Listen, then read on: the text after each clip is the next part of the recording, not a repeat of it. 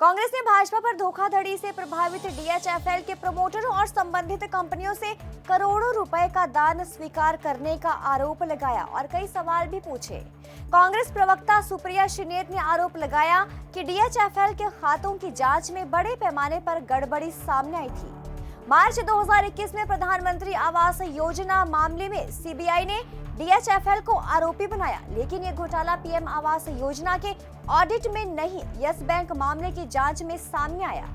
उन्होंने कहा कि भाजपा लगातार डीएचएफएल से चंदा ले रही थी। भाजपा ने डीएचएफएल और इसके प्रमोटरों से जुड़ी कंपनियों से 28 करोड़ रुपए का चंदा लिया। क्या ये एक हाथ ले और दूसरे हाथ दे का मामला है? भाजपा ने 28 करोड़ रुपए का चंदा क्यों लिया? क्या ये रिश्वत थी? पीएम आवास योजना में एक कंपनी डीएचएफएल ने ही हजारों करोड़ का चूना लगाया, लेकिन पीएम आवास योजना की ऑडिट में इसका खुलासा आखिर क्यों नहीं हुआ? कांग्रेस ने कहा कि डीएचएफएल ने 17 बैंकों से 34,615 करोड़ से ज्यादा की धोखाधड़ी की, लेकिन चिंता की बात तो यह है कि इस बड़े पैमाने पर हुई धोखाधड़ी का सीधा संबंध और जड़ें सत्तारूढ़ भारतीय जनता पार्टी से जुड़ी हुई हैं।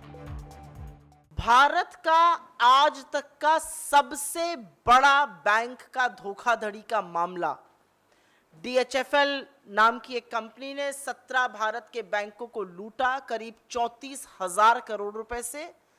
लेकिन खबर उससे बड़ी यह है कि सबसे बड़े बैंकिंग घोटाले के तार, उसकी जड़ें, उसका संबंध सत्तारूढ़ भारतीय जनता पार्टी से है। और ऐसा वैसा संबंध नहीं है, संबंध गहरा है, जड़ें बहुत पनपी हुई हैं और इसके बारे में अभी हम 2 मिनट में आपसे बात करेंगे। तो भारत का सबसे बड़ा आज तक का बैंकिंग स्कैम और उसकी जड़ें भारतीय जनता पार्टी से जुड़ी हुई। आपके व्यूअर्स के लिए और आपकी जानकारी के लिए 2 मिनट में समय रेखा बता देते हैं और उसके बाद आगे की बात करते हैं। 2010 से 2018 के बीच में जो यूनियन बैंक ऑफ इंडिया है, जो लीड बैंक कंसोर्शियम का है 17 बैंकों का, उसका कहना है कि डीएचएफएल ने करीब 42,000 करोड़ का ऋण लिया था और 2019 से डिफॉल्ट शुरू हो गया। वो ये ऋण वापस नहीं पे कर पा रहे थे।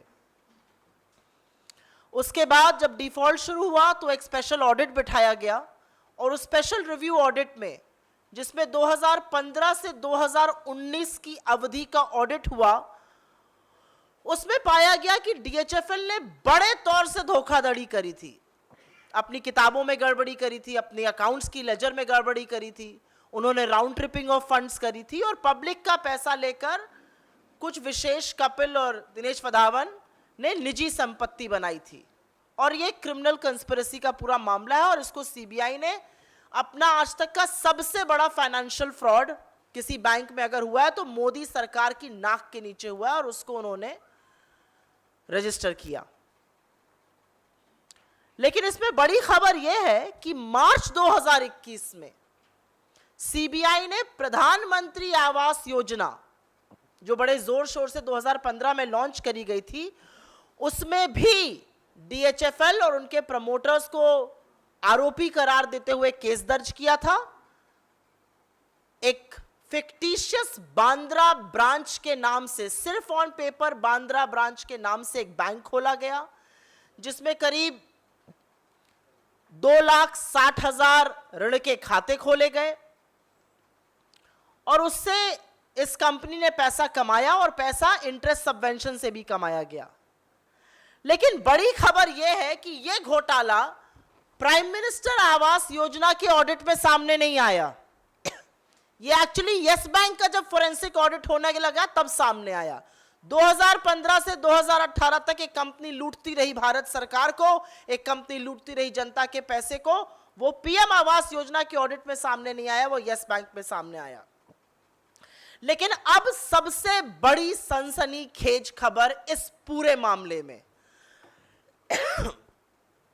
और वो है उन जड़ों की बातें, उन तारों की बातें जो हमने पहले कही थी।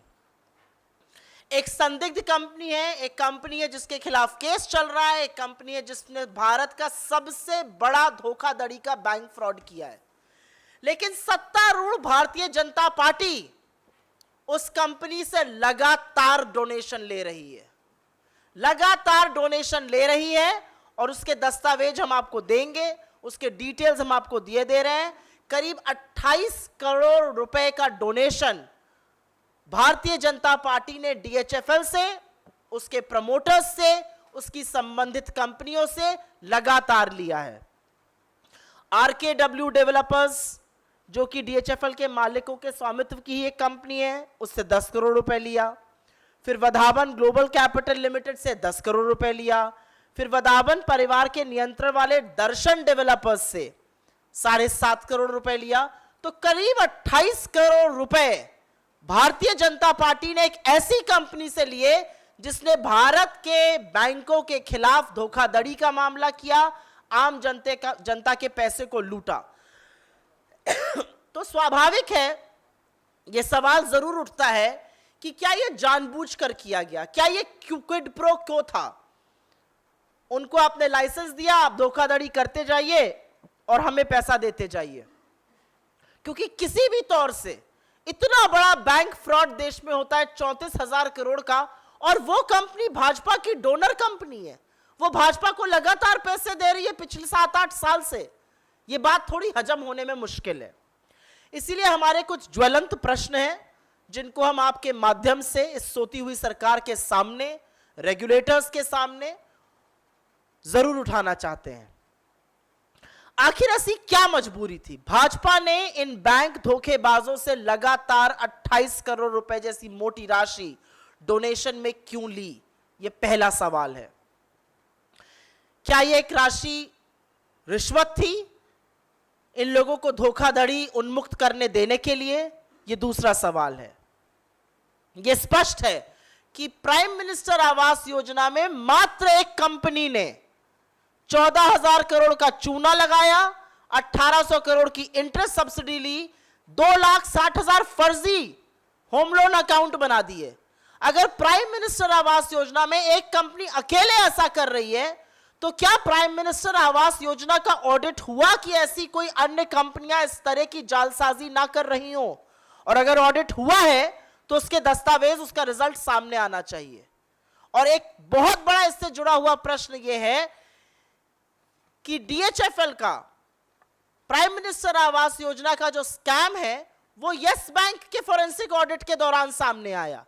प्राइम मिनिस्टर आवास योजना के ऑडिट के दौरान सामने नहीं आया, जबकि 3 साल तक लगातार वो प्राइम मिनिस्टर आवास योजना के नाम पर धोखाधड़ी करते रहे।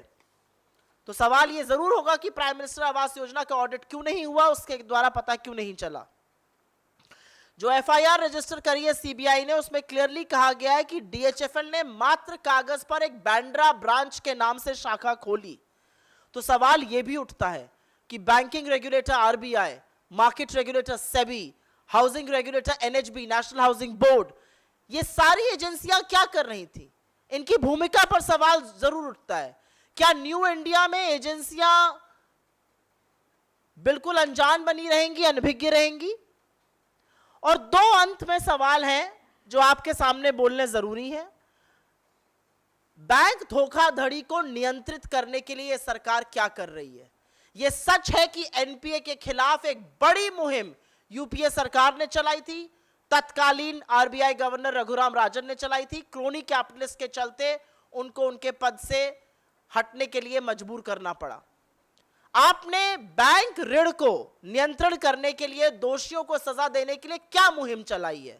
आपकी नाक के नीचे हिंदुस्तान के सबसे बड़े बैंक फ्रॉड हो रहे हैं, चाहे वो एबीजी शिपयार्ड हो 20,000 करोड़ से ऊपर, चाहे वो डीएचएफएल हो जो आज 34,000 करोड़ के फ्रॉड की हम बात कर रहे हैं, चाहे वो नीरव मोदी हो, मेहुल चोकसी हो, विजय माल्या हो, जो बड़ा बड़ा चूना लगाकर इस देश को आपकी नाक के नीचे, आपकी संस्थाओं को गोली देकर इस देश से चले गए।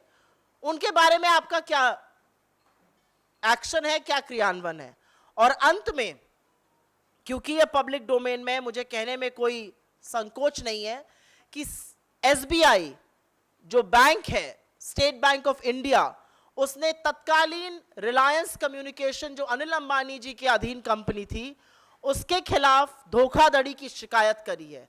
आज तक सीबीआई ने इस पर एफआईआर दर्ज करके केस संज्ञान में क्यों नहीं लिया है?